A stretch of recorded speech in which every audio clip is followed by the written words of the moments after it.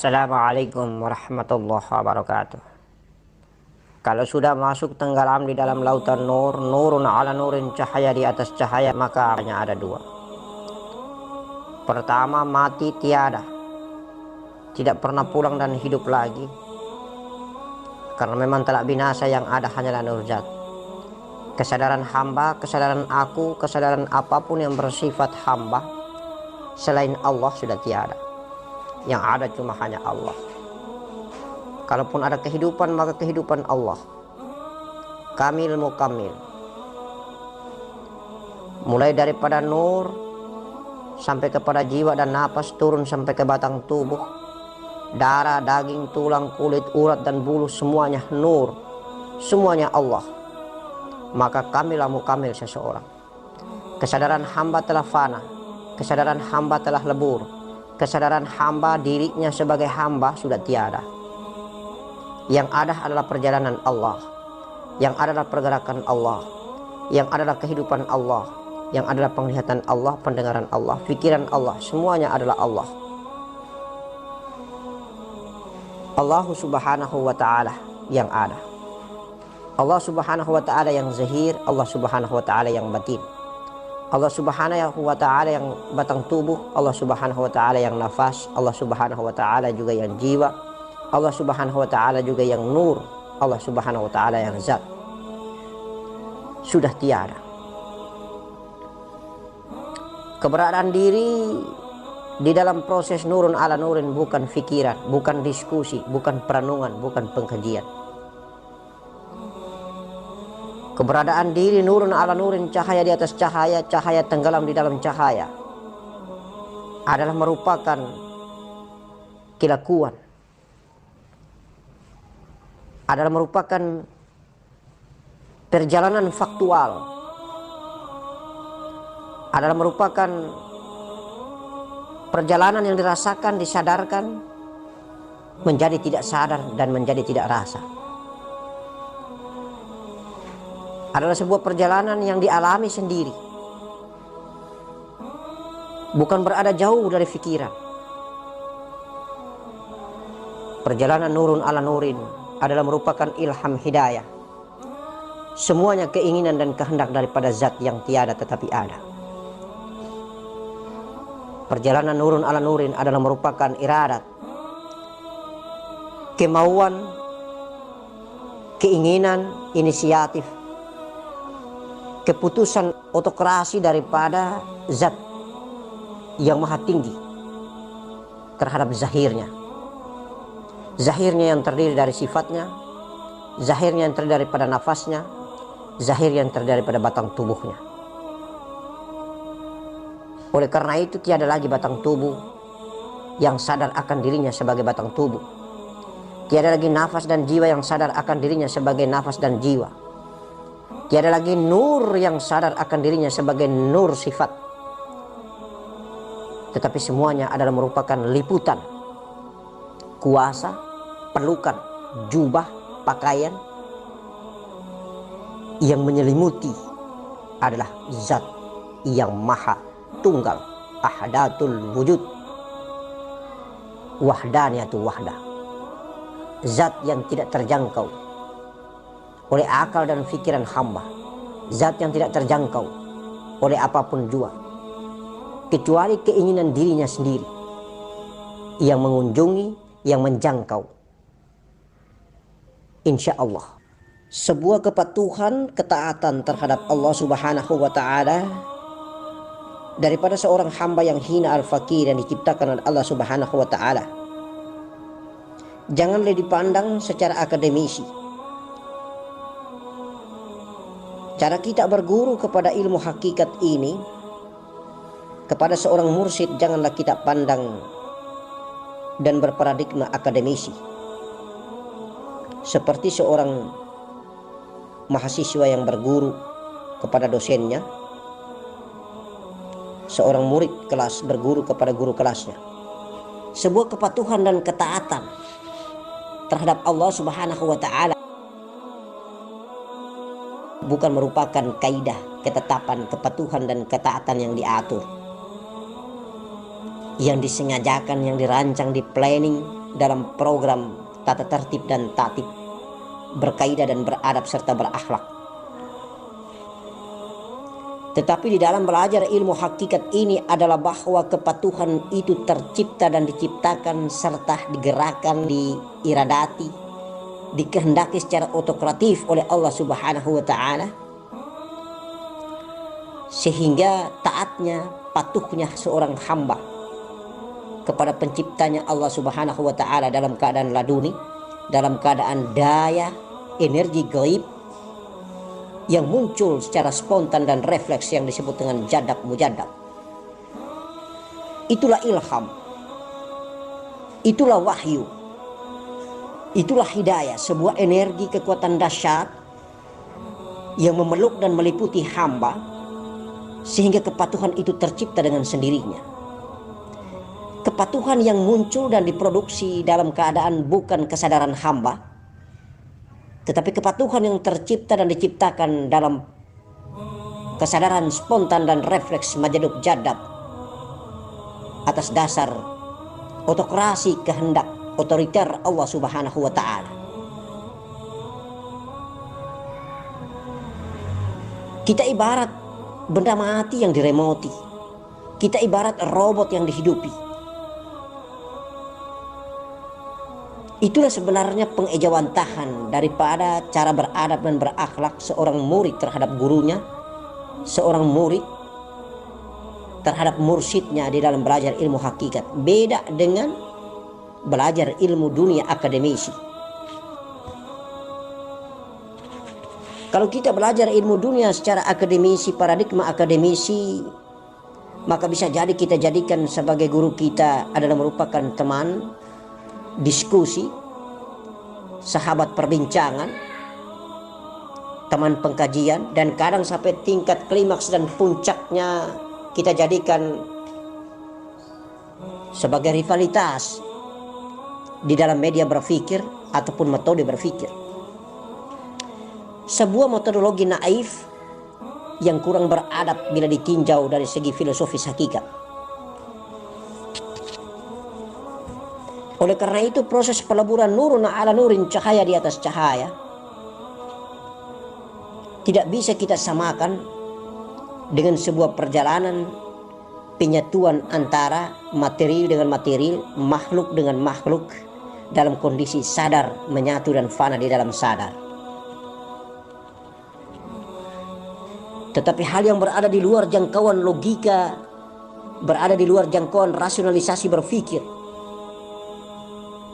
sesungguhnya nurun ala nurin, cahaya lebur di dalam cahaya, cahaya di dalam cahaya, cahaya di atas cahaya, adalah merupakan sebuah tingkat rahasia yang paling tinggi dalam kondisi nuansa ghaibiyah yang hanya bisa dibuktikan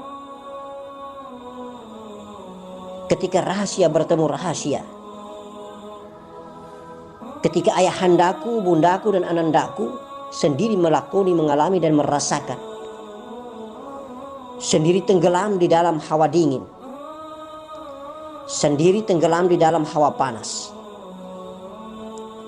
Maka anandaku, ayahandaku, bundaku sudah tiada, yang ada hanyalah dingin, yang ada hanyalah panas.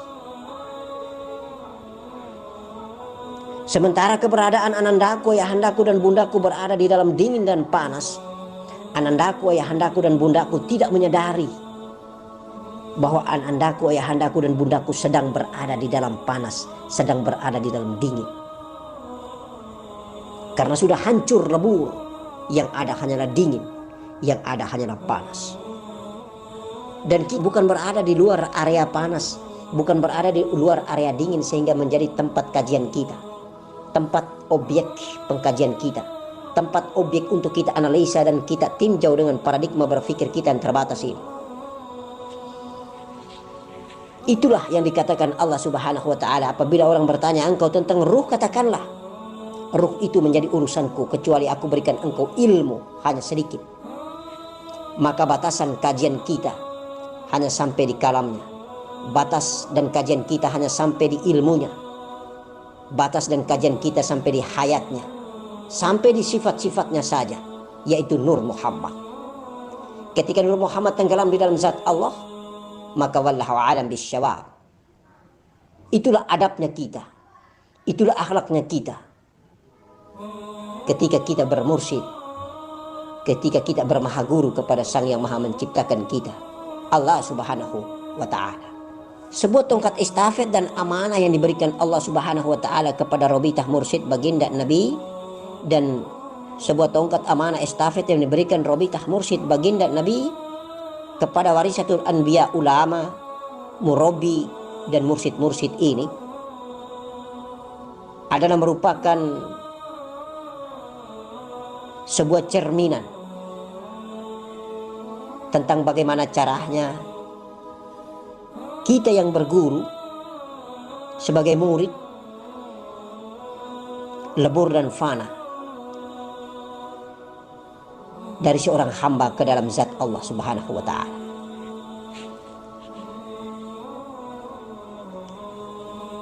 Agak sedikit tipis perbedaan paradigma ini apabila ditinjau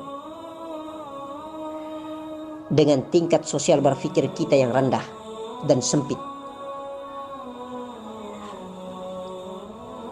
Ada yang salah menerjemahkan karena sempitnya berpikir secara sosial, maka dia akan musyrik dan syirik, mempertuhankan mursyidnya,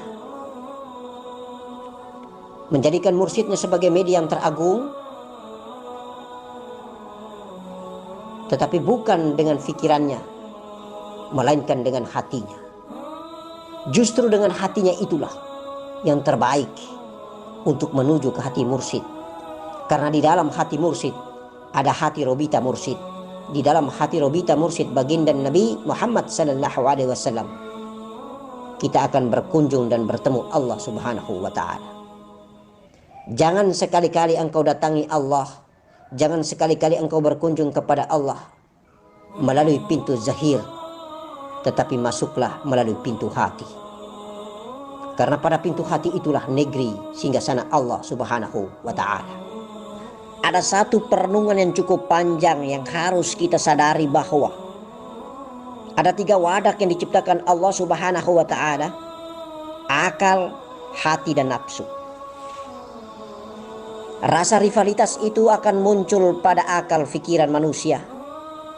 Rasa ujub, takabur, dan sombong serta keangkuhan sebagai hamba akan muncul pada akal manusia.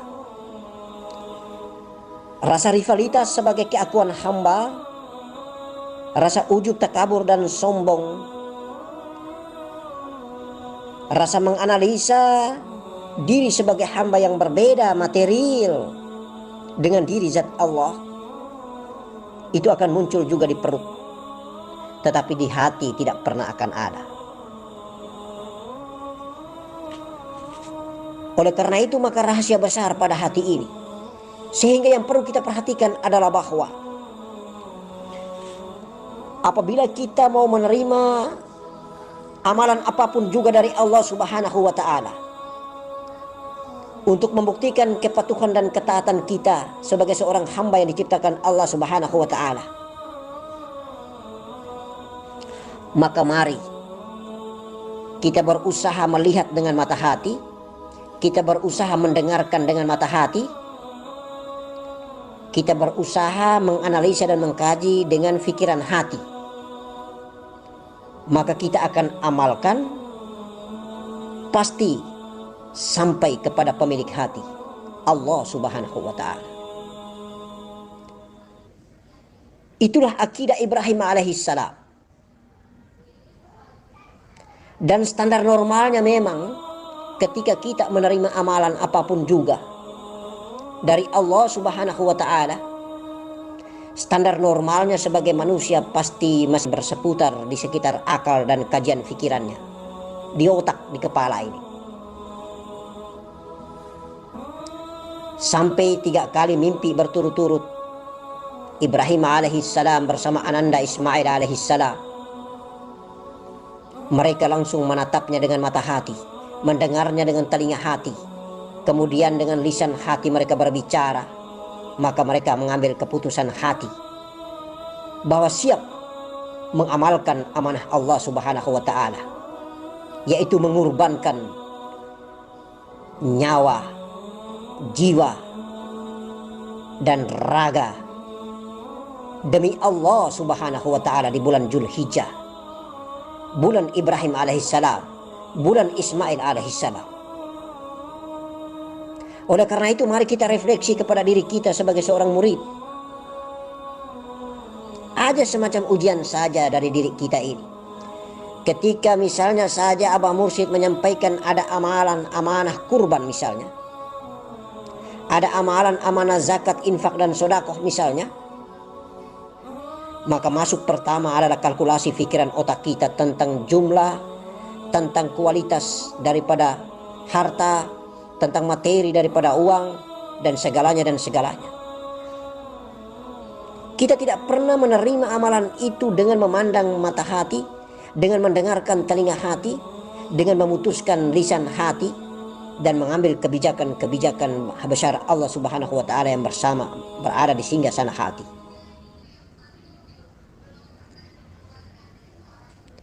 Oleh karena itu kita bisa juga memutuskan dengan menganalisa melalui akal hati bahwa sesungguhnya amanah ini, amalan ini adalah sebagai lambang dan tanda cintaku, baktiku, sembahanku pada Allah subhanahu wa ta'ala.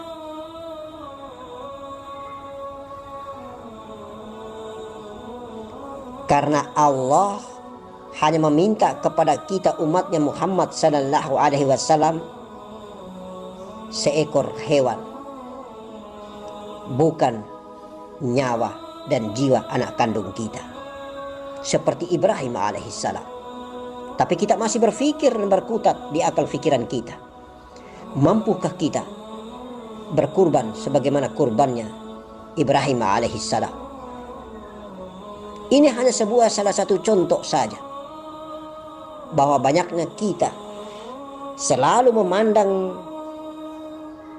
amalan amanah apapun dari Allah subhanahu wa ta'ala melalui Nabi Muhammad sallallahu alaihi wasallam, Datuk Rasulullahil Karim, melalui ulama, melalui murabbi dan mursyid, selalu kita pandang bukan dengan mata hati, selalu kita dengar bukan dengan telinga hati, selalu kita kaji bukan dengan fikiran hati, tetapi selalu kita pandang dengan mata yang di kepala, selalu kita dengar dengan telinga yang di kepala, selalu kita kaji dengan otak dan fikiran yang ada di kepala. Maka jauh akidah kita untuk cepat bermakrifat. Kita selalu memandang makrifat itu adalah mi'raj, perjalanan indah ruhania, dikasih pemandangan ghaibiyah dengan kasaf mukassafah. Kita lupa jalan untuk menuju indahnya pemandangan ghaibiyah, jalan untuk menuju kepada kasaf mukassafah adalah bakti, taatnya raga kita, bakti, taatnya amal kita. Insya Allah akan kita tunjukkan kehadirat Allah subhanahu wa ta'ala. Oleh karena itu maka banyak sekali arwah di alam barzah meminta untuk kembali pulang ke alam bumi hanya untuk bersedekah, hanya untuk berinfak, hanya untuk berkurban harta, jiwa, dan raganya. Inna salati wa nusuki wa mahyaya wa mamati lillahi rabbil alamin. Ingat baik-baik, setiap kali kita selalu berjanji dengan Allah, kita selalu berikrar dengan Allah, kita selalu berhutang dengan Allah. Solatku, hidupku, ibadahku, matiku hanya untukmu ya Allah. Mana buktinya? Mari kita buktikan dengan amal dan kepatuhan taat, dengan menggunakan kajian hati, dengan menggunakan pandangan mata hati, dengan menggunakan pendengaran telinga hati. Itulah kebijaksanaan hakiki. La ilaha illallah Muhammadur Rasulullah. Allahu Akbar. Alif, alif, alif. Akidah kita harus seperti alif, tegak, lurus, setangguh tiang aras Allah subhanahu wa ta'ala. Lurus dari dahi, turun ke hidung, lurus sampai mentok di kemaluan kita seorang laki-laki. Alif, la haula wala quwwata illa billahil aliyyil azim.